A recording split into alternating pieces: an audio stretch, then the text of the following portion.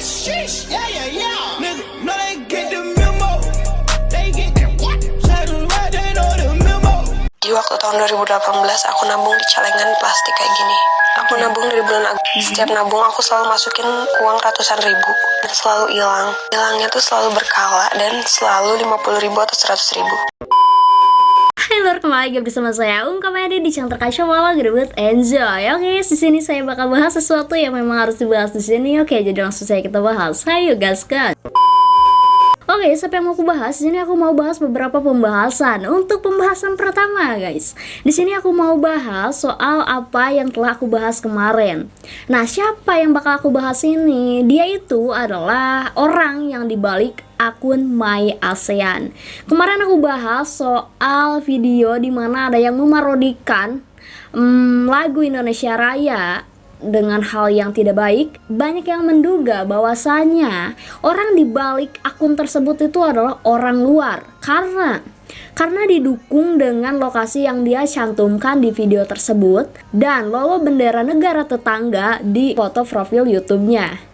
Nah, jadi kita itu menyangka bahwasanya oh itu tetangga sebelah, padahal kita nggak tahu ya itu sebenarnya siapa gitu loh.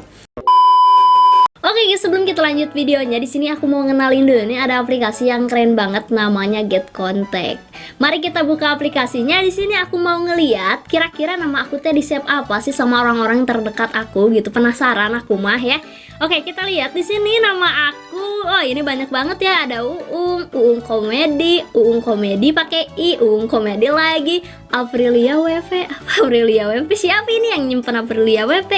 Artis. Wow, aku udah jadi artis, dinamain artis sama orang ya. JJ Teh Nurul Bandung. Oke, ini dari sosmed kali ya.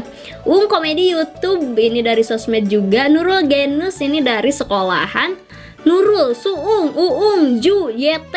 Oke. Nah, ini nama-nama yang mereka save gitu di handphonenya. Jadi aku tahu ya, kok bisa ya? Ini keren banget nih aplikasi Get Contact ya.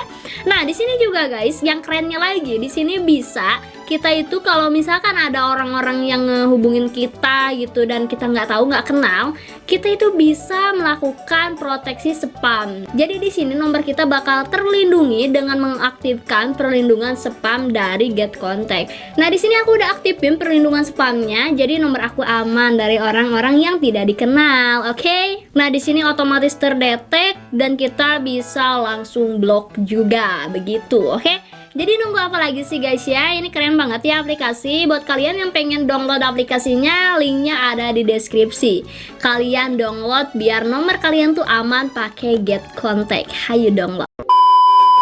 Kita hanya menduga-duga saja, tetapi ada yang percaya bahwasanya itu tetangga sebelah, tapi ada juga yang berpikir positif, enggak, mungkin itu orang yang menjadi atau berpura-pura menjadi tetangga sebelah. Nah, untuk masalah ini kalian pasti udah tahu yang mana lagunya yang dia parodikan. Nah, jadi guys, orang yang memarodikan lagu Indonesia Raya sudah tertangkap sekarang guys. Oke? Dan aku kaget banget karena apa? Orang tersebut itu adalah warga negara Indonesia guys. Nah guys, setelah Kedutaan Besar Republik Indonesia melaporkan ke pihak Malaysia, ke kepolisian Malaysia, akhirnya diusut di sana dan di sini juga dibantu juga. Nah, alhasil yaitu kita dapat infonya kalau misalkan yang membuat lagu itu adalah warga negara Indonesia yang tinggal di Cianjur guys. Di Cianjur, deket atuh ya. Kenapa ngiranya ke yang jauh gitu loh. Dan yang lebih kagetnya lagi guys, dia itu adalah ya siswa yang duduk di bangku cadangan. Oh enggak, dia duduk di bangku SMP guys. Kelas berapa? Kelas 3. Kebayangin tuh kelas 3 SMP ngapain bikin kayak gitu. Apa masalahnya sama lagu Indonesia gitu loh. Kayak ngapain coba? Cari gara-gara tuh bocah ya. Dia itu adalah warga Indonesia, tinggal di Cianjur, dan dia pun ditangkapnya di Cianjur. Nah, berarti guys, di sini tuh ada sesuatu yang menimbulkan kenapa terjadi seperti itu. Nah, ini tuh terjadi dikarenakan si bocah SMP ini yang berinisial MDF, dia itu mempunyai temen yang tinggal di Malaysia. Inisialnya NJ. MDF sama NJ ini berteman lewat sosial media. Ya, awalnya berteman baik. Nah guys, karena ada sesuatu yang menjadi masalah, mungkin ada masalah antara mereka berdua, yang menjadikan MDF ini membuat lagu ini dengan lokasi NJ dan nama NJ. Nah, berarti di sini yang disangkanya itu adalah NJ. Dan dia, si MDF ini bermaksud bikin kayak gitu biar apa? Biar orang-orang itu nuduh MJ yang berbuat seperti itu. Nah, di sini ada penelusuran gitu loh. Gak mungkin pihak-pihak berwajib juga bisa percaya langsung itu MJ yang bikin. Pasti ada penelusuran dulu, ditelusuri dan ternyata ya dia yang bikin si MDF ini. Karena masalah tersebut jadilah terjadi seperti itu, dan salahnya lagi NJ malah membalas dengan apa? Dengan mengupload ulang video tersebut, diedit lagi dengan menambahkan gambar hewan babe guys di sayap burung Garuda kalau nggak salah. Di-upload tuh di YouTube, tapi aku belum menemukan ya video yang di-upload oleh NJ. Nah, jadi yang tersangka atau bersalah itu ada dua guys, yaitu MDF yang bikin lagu kayak gitu yang berasal dari Cianjur, dan NJ yang merevloader video tersebut dan diedit seperti itu, yang tinggal di Malaysia tapi dia adalah warga negara Indonesia karena dia ikut bapaknya kerja di Malaysia. MDF ini diurusi sama kepolisian Indonesia dan NJ diurusi sama kepolisian Malaysia. Oke? Nah, jadi perkara ini tuh gara-gara masalah yang entah kita tahu apa masalahnya gitu loh, yang berujung berimbas kepada lagu Indonesia Raya, kayak gak ngerti itu. Dan ya itu nggak patut dicontoh ya guys ya. Maksudnya gini loh, kalau kalian ada masalah sama temen gitu, kenapa harus bawa-bawa negara gitu loh. Dan guys, jadi itu intinya ya. Jadi itu adalah masalah pribadi mereka yang disalurkan atau diluapkan lewat hal yang seperti ini, yang tidak harus terjadi gitu loh. Karena menyangkut negara loh gitu. Oke, jadi itu aja mungkin yang bisa aku bahas dari permasalahan ini ya guys ya. Oke, mungkin itu aja yang bisa aku bahas di pembahasan pertama. Kita masuk di pembahasan kedua. Oke, di pembahasan kedua di sini aku mau bahas soal apa yang kalian tanyakan ke aku dan apa yang aku lihat juga gitu loh. Soalnya kemarin ada yang DM ke aku soal orang yang hilang duit gitu ketika dia nabung di celengan plastik. Lah kok bisa gitu loh? Dia nyimpennya di mana? Nah, di sini ada yang membagikan ceritanya juga lewat sosial media Facebook. Ada beberapa orang, bukan cuma satu orang doang ya, kita lihat nih. Nah, di sini ada yang membagikan postingannya di akun Facebook Riasof. Nah, akun Facebook Riasof ini membagikan postingan dari orang-orang yang mengalami hal tersebut. Dia menuliskan caption di sini dengan caption, "Allahu Akbar, berandaku saat ini yang ada celengannya atau tabungan mohon hati-hati." Oke, kita baca dari postingan ibu yang pertama. Dari Anggi Joda Lasiawa. Ceritanya, saya buka ini malam, celenganku karena sudah capai 10 juta. Wow, gede banget. Saya niatnya mau beli sapi buat acara anakku. Pas buka, sisa 450.000. Ya Allah. Saya ikhlaskan, semoga lebih banyak yang datang. Jatuh air mataku, susahnya kasihan sak tabungkan anakku. Jadi ini ibu nabung buat beli sapi, tapi malah nggak ada ini duit. Ceritanya udah 10 juta dan sisanya 450.000. Berarti ini kemana sisanya lagi atuh? Kayak kasihan banget. Ini sama siapa ini pelakunya ini? Coba kita baca di ibu yang kedua. Dari Ibu Listiningsih. Astagfirullah, tega sekali itu yang pelihara yang aneh-aneh. Kerja siang malam hanya ingin wujudkan niat terbesarku. Selama kurang lebih 1 tahun sudah perkiraan sekitar 15 juta. Ternyata yang disimpankan tinggal 1 lembar uang merah, uang 50 tinggal 3 lembar, uang 20 saja yang disimpan. Tega sekali kamu, dunia akhirat tidak ikhlas, cepat atau lambat akan ada yang kamu lihat. Yang punya celengan silakan buka sekarang, tidak aman kita menabung. Pantas gelisah suamiku mau buka celengan aku karena lihat postingan Joda dan ternyata betul. Dan si ibu ini tadinya lihat postingan Ibu Joda yang tadi, ternyata pas dia buka celengannya sendiri ternyata betul guys. Apa yang dicurahkan Bu Joda tadi emang kealaman sama si ibu ini. Ini uangnya jadi raib sebagian guys ya. Suare bahasa Sunda ya. Nah, jadi gitu guys, ini uangnya Raib sebagian, dan ini nggak tahu gara-gara apa. Dan ini ada lanjutannya. Untuk kamu yang merasa pelihara makhluk aneh, bertaubat sebelum terlambat.